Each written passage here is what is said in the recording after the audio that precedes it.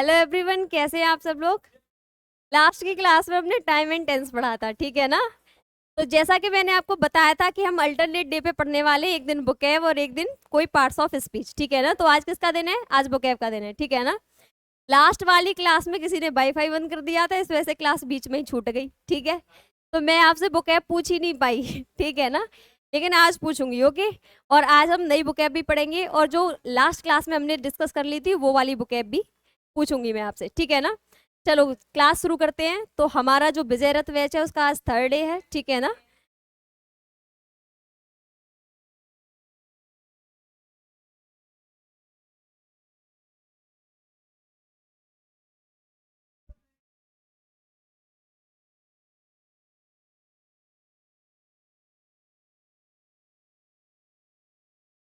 सबको good afternoon. मुझे पता है आप सब लोग गुड आफ्टरनून बोल रहे होंगे, ठीक है ना। Good afternoon. हाँ भाई, देख के बताओ चलो। तो पहला क्वेश्चन पढ़ेंगे और बताएंगे क्या आंसर होगा इसका। हाँ देखो, अब पूरा क्वेश्चन दिख रहा होगा। इसमें दे रखा है Nations that do not trust each other. ऐसे नेशंस जो एक दूसरे को ट्रस्ट नहीं करते, हिंदुस्तान पाकिस्तान, ठीक है ना, एकदम तिरछी निगाह से देखते हैं एक दूसरे को, ठीक है ना। तो वो वाले नेशन, ठीक है। तो कामली क्या होता है? शांति। भाई शांति कहाँ हो गई इसमें, ठीक है ना। अगला वाला दे रखा है आपको होपफुली। होपफुली का मतलब होता है आशा। आशा के साथ। तो भाई आशा कहाँ है इसमें? आस्कांस। ये क्या होता है भाई? ये होता है तिरछी नजर से देखना, ठीक है ना। तो जो एक दूसरे पे ट्रस्ट नहीं करते वो एक दूसरे को तिरछी नजर से देखते हैं, ठीक है ना, ट्रस्ट नहीं करते। तो ये हो जाएगा आस्कांस, ठीक है। रेट्रोस्पेक्टिवली क्या होता है? मीन्स कोई चीज स्पेक्ट मतलब होता है, इंट्रोस्पेक्ट होता है अंतर, अपने अंदर का वो करना, एनालाइज करना। और रेट्रो मीन्स पुरानी चीजों का एनालिसिस करना, ठीक है, समझ में आ गया। स्पेक्ट, ये स्पेक्ट से है। इंट्रोस्पेक्ट होता है अपने अंदर की चीजों का एनालिसिस करना, और रेट्रो मतलब पुरानी चीजों का एनालिसिस करना, ठीक है ना। जैसे कि हिस्ट्री का एनालिसिस कर रहे हैं आप, कैसे कैसे क्या चीजें हुई हैं, ठीक है ना। ओके, इस टाइप से समझ गए तो आपको पता है वहां पे क्या एलिमिनेशन लगाना है। जैसे कामली होपली तो हो ही नहीं सकता, अब रेट्रोस्पेक्ट आपको पता होना चाहिए। तो बस आस्कांस हो गया, समझ में आ गई वाली बात, ठीक है ना। आई हुई बुक है भाई। चलो नेक्स्ट देखते हैं अगला वाला, बताओ भाई। इसे तो बता देंगे, होशियार हैं इतने तो। टैक्स का क्या? टैक्स के हुए यहाँ में। हाँ भाई। तो the art of preserving skin of animal and words, words और एनिमल की स्किन को प्रिजर्व करके लिखना है, स्टोर करके रखना है, इज कॉल्ड। तो देखो, टेक्सोनोमी, नोमी होता है नेम के लिए। तो ये होता है वर्गीकरण करना। एनिमल्स का, वर्ड्स का वर्गीकरण मतलब नामकरण करना, कि ये हो जाएगा, ये कबूतर है, ये चिड़िया, ये तोता, ये मैना है, ठीक है ना। तो नोमी तो नोमेनक्लेचर होता है, नामांकन, नामकरण, वर्गीकरण करके कि ये चीज ये है, ये चीज ये है। और बेटो डर्मी, डर्मी क्या होता है? डर्मी होता है स्किन का, स्किन का रूट होता है डर्मी, ठीक है ना। डर्मेटोलॉजिस्ट होता है वो कौन होता है? स्किन का विशेषज्ञ। तो टैक्सी मतलब स्किन, मतलब डर्मी मीन्स स्किन, और ये टैक्सी क्या हो जाएगा? उनको प्रिजर्व करना, ठीक है, समझ में आ गया ना। तो taxidermy is called preserve the skin of animals and words, ठीक है, समझ में आ गया ना। टोपोलॉजी क्या होता है? तो आपने ये कंप्यूटर में ये वाला वर्ड सुना होगा, टोपोलॉजी। तो हम जब एक से ज्यादा कनेक्ट करते हैं ना, तो उनमें एक ये देखते हैं कि किस तरह की टोपोलॉजी हो, स्टार वाली टोपोलॉजी, बस टोपोलॉजी, ठीक है ना। मतलब किस तरह से कनेक्ट करें हम सिस्टम्स को, ठीक है, समझ में आ गया ना। एक से ज्यादा जब सिस्टम होते हैं तो उन्हें कनेक्ट करने की जो वो होती है ना, उसे टोपोलॉजी बोला जाता है। कि किस तरह से उन्हें कनेक्ट करेंगे, कैसी संरचना देंगे, दिस इज कॉल्ड टोपोलॉजी। हाँ, संघ बनाने की प्रक्रिया, ठीक है ना, कनेक्ट करने की प्रक्रिया, ठीक है ना, इज कॉल्ड टोपोलॉजी। और सिस्मोलॉजी क्या होता है? सिस्मोग्राफ, सिस्मोलॉजी, की स्टडी। लॉजी इज स्टडी, तो भूकंप की स्टडी इज कॉल्ड सिस्मोलॉजी, ठीक है ना। तो टोपोलॉजी आप देख ले क्या होता है, कंप्यूटर में जब एक से ज्यादा सिस्टम्स को कनेक्ट करने का जो तरीका होता है वो टोपोलॉजी होता है, ठीक है। आगे, तो इसका आंसर क्या आता पीछे वाले का? टेक्सोडर्मी, ठीक है।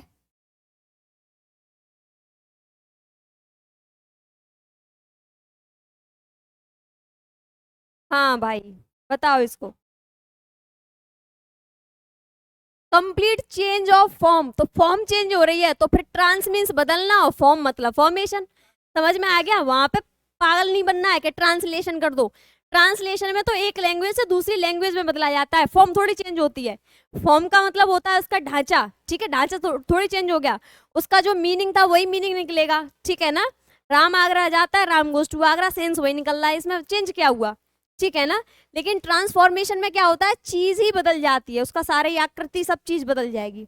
तो फॉर्म जिसमें बदल जाएगी वो ट्रांसफॉर्मेशन होता है। ट्रांसग्रेशन मीन्स क्या होता है भाई? ट्रांसग्रेशन एनक्रोचमेंट होता है, उल्लंघन, ठीक है ना। ट्रांसग्रेशन होता है उल्लंघन, ठीक है ना। ट्रांसग्रेस, ठीक है, ट्रांसग्रेस। और ट्रांस माइग्रेशन, तो माइग्रेशन से बना हुआ है ये तो, हाँ, प्रवास करना है, इधर से उधर प्रवास करना, इज कॉल्ड ट्रांस माइग्रेशन, ठीक है।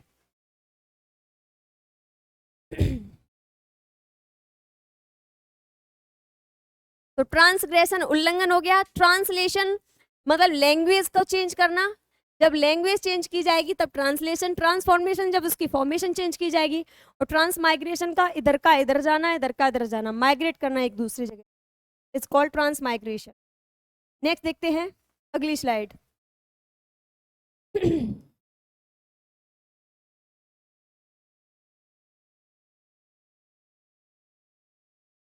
हाँ भाई, ये बताओ।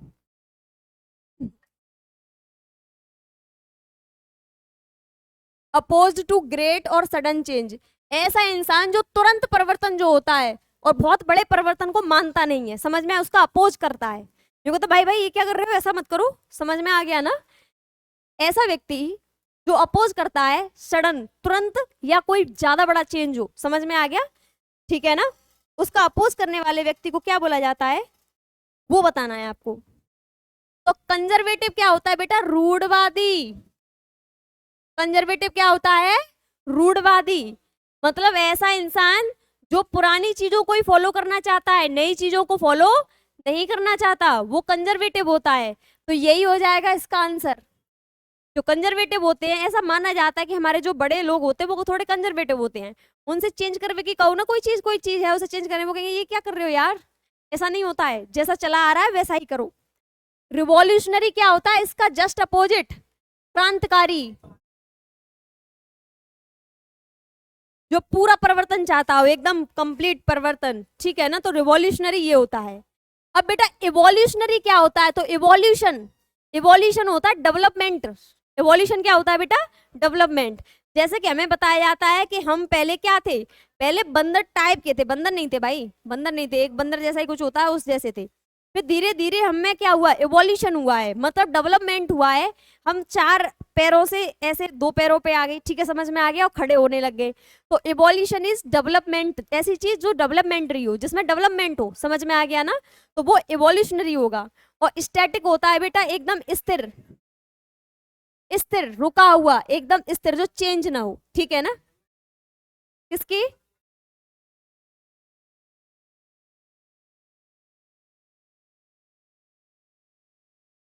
डेवलपमेंट।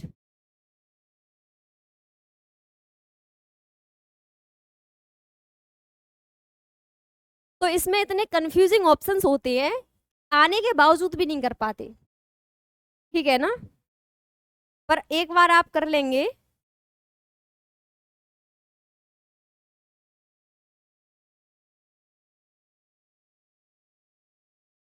ठीक है, अब रिवॉल्यूशनरी, इवोल्यूशनरी, स्टैटिक और कंजर्वेटिव। तो कंजर्वेटिव वो व्यक्ति होता है, जैसे कि सती प्रथा थी, वो एक साथ चेंज नहीं हुई ना, उन्हें लगा ये क्या कर रही है भाई, जबकि बहुत बेकार प्रथा है, ठीक है। तो जो कंजर्वेटिव टाइप के होंगे वो मना करेंगे उसको करने को, समझ में आ गया। और जो रिवॉल्यूशनरी होगा वो तो ये कहेगा एक दिन में खत्म करो, बस खत्म, आज के बाद कोई सती नहीं बनेगी, समझ में आ गया ना, इस टाइप से। चलें नेक्स्ट देखते हैं।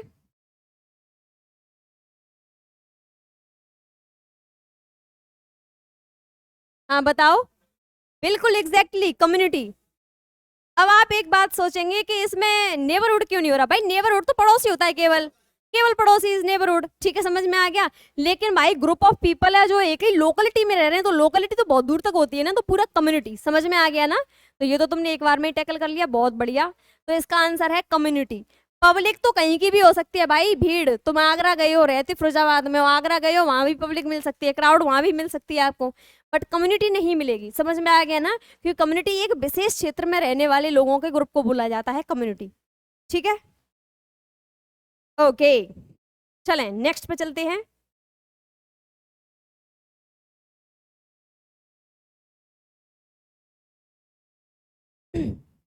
नोट डाउन कर लिया? ओके, चलो। हाँ हाँ, ये प्रैक्टिस बहुत जरूरी है। पढ़ो, बताओ। Unfair advantage for, yes exactly, जब अपने अपने लोगों को एडवांटेज दे रहे हो, वो भी अनफेयर तरीके से, कि मेरा भतीजा है, मेरी भांजी है, मेरा ये है, ठीक है, समझ में आ गया। ऐसे क्या होते हैं भाई भतीजापन, नेपोटिज्म, ठीक है ना। ऑप्टिमिज्म क्या है, ऑप्टेटिव से बना है, आशावादी, आशा, तो ऑप्टिमिज्म मीन्स आशा, ठीक है ना।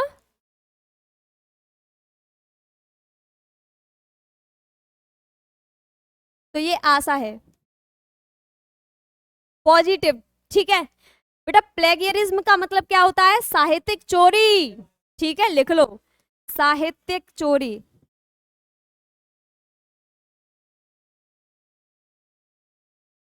मतलब किसी और की कविता, किसी और की स्टोरी चुरा के और तुमने अपने नाम से डाल दी, दिस इज कॉल्ड प्लेगियरिज्म, समझ में आ गया ना। प्ले कर गए तुम, खेल गए, ठीक है ना। तो यहाँ से आप इसे याद कर सकते हैं। नेपोटिज्म, भाई भतीजापन बहुत चलता है, फिल्म इंडस्ट्री में स्पेशली चलता है, ठीक है। अब बेटा अब ये क्या है, रीजनलिज्म। तो रीजन मतलब किसी क्षेत्र विशेष का तुम मानते हो, जैसे कि तुम्हारे क्षेत्र का कोई व्यक्ति है तो तुमने उसका काम कर दिया, और तुम्हारे क्षेत्र का नहीं है तो नहीं कर रहे हो, ठीक है ना। तो ये रीजनलिज्म हो जाएगा, मतलब रीजन के हिसाब से तुम काम कर रहे हो, समझ में आ गया, ठीक है। तो मतलब क्षेत्र विशेष, क्षेत्रवाद, क्षेत्रवाद जो होगा, क्षेत्रवाद, ठीक है ना, अपने अपने क्षेत्र के बारे में सोचना, क्षेत्रवाद को बोला जाएगा आपका रीजनलिज्म।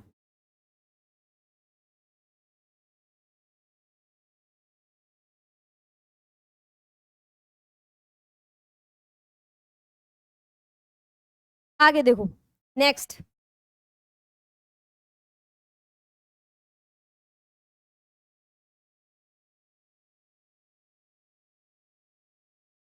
यस, पढ़ने लग गए हैं आप लोग, ठीक है। तो देखो, एनोनाइमस, गुमनाम, to write under different name, मतलब किसी और का नाम लेके लिख रहे हो तुम, नाम किसी और का चल रहा है, लिख कोई और रहा है, ठीक है ना। तो एनोनाइमस मीन्स होता है गुमनाम। अब ये गुमनाम वाला कौन सा होता है, जिसपे कोई नाम ही नहीं पड़ा हो, समझ में आ गया ना, तो ये गुमनाम होता है।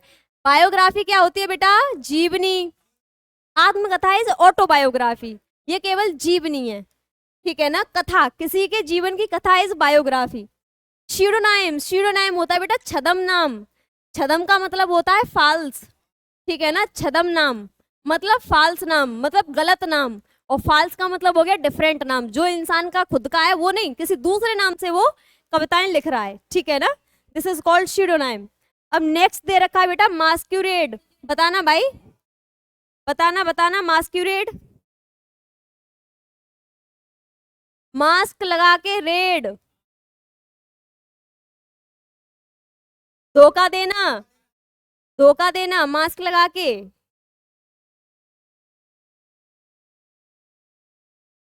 वो रेड, माई रेड था वो, माई रेड, माई रेड अनगिनत, ठीक है ना, मास्क्यूरेड धोखा देना,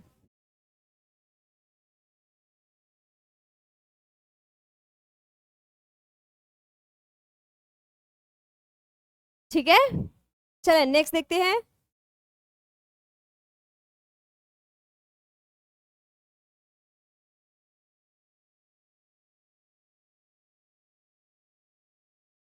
one who perform daring gymnastic feats, नहीं बेटा, देखो जो एथलीट होता है वो, हाँ नट कलाबाज, देखो इसे ही जिम्नास्ट बोलते हैं, अपने हाथ को उधर से मोड़ ले, पैर को उधर से मोड़ ले, गर्दन को फोल्ड कर ले, 4 बार घड़ी हो जाए, दिस इज कॉल्ड जिम्नास्ट, ठीक है, समझ में आ गया ना, इसे ही बोला जाता है जिम्नास्टिक, ठीक है ना। जो एथलीट होता है वो केवल रनिंग, जंपिंग, ठीक है ना, इस टाइप के काम करता है, ठीक है ना, धावक, इस टाइप की चीजों में एथलीट रहता है, ठीक है। ये होता है आपका बेटा एक्रोबेट, जिसे नट भी बोला जाता है। ये क्या करते हैं, इधर से फोल्ड हो गए, उधर से फोल्ड हो गए, इस तरह से ये सब करने वाले। और देखो जो रस्सी पे चलता है वो कौन होता है, सोमनम्बुलिस्ट, ठीक है ना, वो अलग चीज है जो रस्सी पे चलने वाला होता है, ठीक है ना, उसे एक्रोबेट मत कर देना। हाँ लिख लो सोमनम्बुलिस्ट।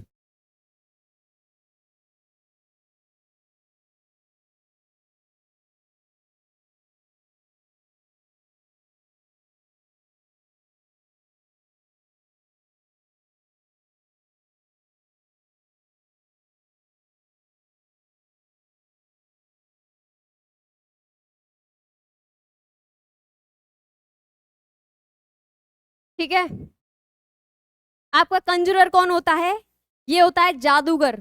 ये कौन होता है बेटा, जादूगर। ताश के पत्तों से इससे उससे जादूगर के दिखाते हैं ना, वो कंजूरर होता है आपका, ठीक है ना। और ये जो जगलर होता है, ये होता है बेटा मनोरंजन करने वाला, मनोरंजन कराने वाला, जिसे आप बाजीगर बोलते हैं। क्या बोलते हैं, बाजीगर। जो ऑडियंस का मनोरंजन कराता है, कैसे भी करके कराए, समझ में आ गया ना, दिस इज कॉल्ड जगलर, ठीक है। और कंजुरर कौन होता है, जादूगर, जो जादू दिखाए, ठीक है ना, ये जादूगर होता है कंजुरर। एक्रोबेट नट होता है जो जिम्नास्टिक काम करता है, ठीक है, समझ में आ गई ये वाली बात। एथलीट जंपिंग, रनिंग, ठीक है ना, हाई जंप, लॉन्ग जंप, इस टाइप के काम में रहता है, वो एथलीट होता है। चलें नेक्स्ट पे बढ़ते हैं।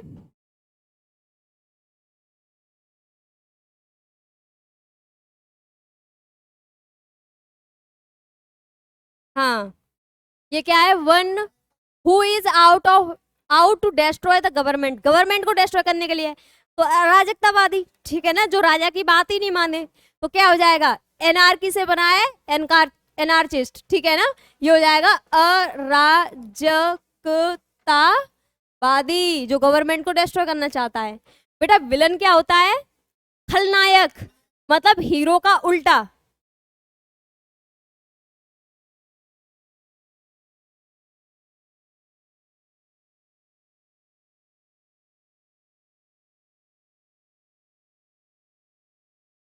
स्लाइड कहाँ गई, यस इरेज होगी, इसको अंडू करो, यस, ओके, ठीक है। तो अराजकतावादी होता है आपका, एनार्की से बना है, अराजकता से बना है। विलन मतलब होता है खलनायक, ठीक है, खलनायक, नायक नहीं, खलनायक हूं मैं, ठीक है ना, ये वही वाला है।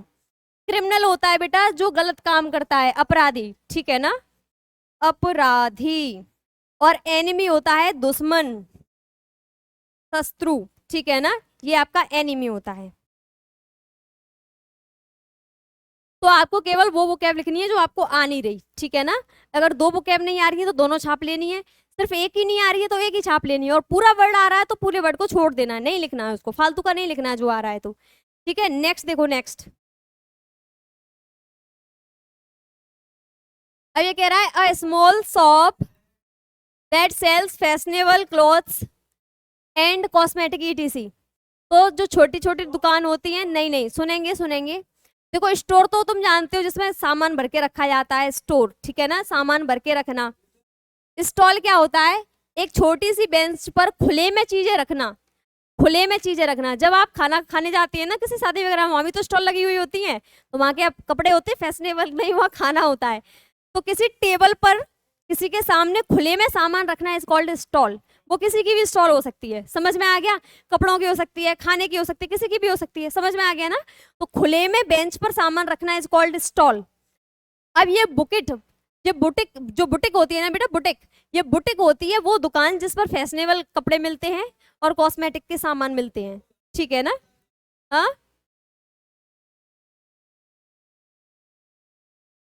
गलत है तो वो। और बूथ आप जानते होंगे, टेलीफोन का बूथ होता है, ठीक है।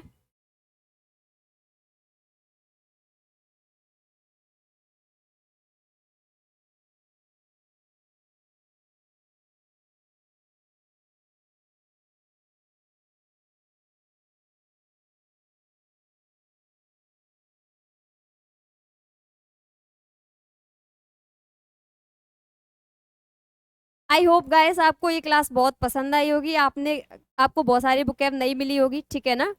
और ये जो बुकैब है ये ऐसे ही नहीं है कहीं से भी उठा ली है, ये सारी प्रीवियस है। जिस तरह का फॉर्मेशन बनना है ना अभी, मतलब बहुत ही कंफ्यूजिंग ऑप्शंस होते हैं, ऐसा नहीं होता है। पहले क्या था, एक एक सिनो देते हैं और 3 एंट होते हैं, तो आराम से हटा दो उनको ऑप्शंस को। अब क्या कहता है, बहुत ही सिमिलर सिमिलर वर्ड्स डाल देता है, ठीक है ना। तो आपको इन्हें ध्यान से पढ़ना है, बहुत अच्छे से करना है, ठीक है ना। कल लास्ट वाली क्लास में मैंने क्या पढ़ाया था, उससे पहली वाली क्लास में मैंने क्या पढ़ाया था, वो सब कुछ मैं किसी भी क्लास में पूछ सकती हूँ। तो आप पूरा तैयार, जब मेरा टाइम होता है उससे जस्ट आप 30 मिनट्स पहले उसे एक बार नोट्स को रिवाइज करके तब आया करें क्लास में, ठीक है ना। इससे क्या होगा, आपका रिवीजन भी बना रहेगा और आप चीज़ें भूलेंगे भी नहीं। ठीक है गाइस, मिलते हैं नेक्स्ट क्लास में, तब तक के लिए बाय बाय, टेक केयर, ख्याल रखें अपना।